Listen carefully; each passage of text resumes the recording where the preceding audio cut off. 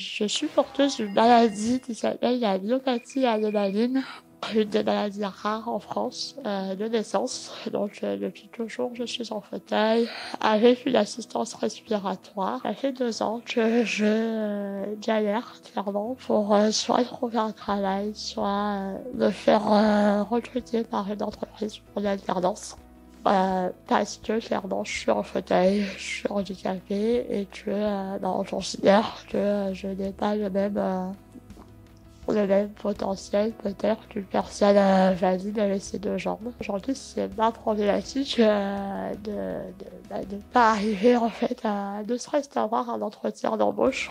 On voit un entretien pour une alternance parce qu'en fait ma candidature s'arrête uniquement au CV. Parce que dans mon CV et ma lettre de motivation, j'ai l'honnêteté de dire que je suis en fauteuil, mais que ça m'empêche pas de vivre en autonomie chez moi. Malgré ça, cela s'arrête. Soit mon CV est refusé, soit il doit être jeté, je sais pas. Mais en tout cas, je n'ai jamais franchi l'étape de l'entretien.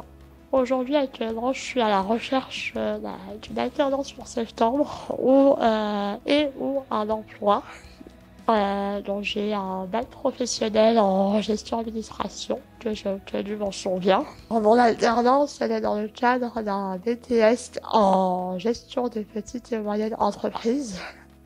Donc il faut que je trouve un stage en entreprise ou en administration. On va dire que je prends là on m'offrira une chance. Alors depuis le mois de février, du coup, je suis officiellement prothésiste ondulaire. L'entreprise est ouverte depuis le 2 avril, donc je suis aussi auto-entrepreneuse. C'est des formations que je voulais faire depuis 3 ans et ça va être aussi un complément salaire.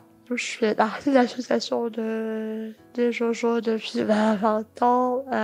C'est vrai que c'est une deuxième famille pour moi. Je suis bénévole, du coup, j'aide au maximum que je peux aider. Je suis là à tous les événements qui se présentent sur Albertville et je reste aussi usagée. J'allais dire malheureusement parce que dans un sens en fait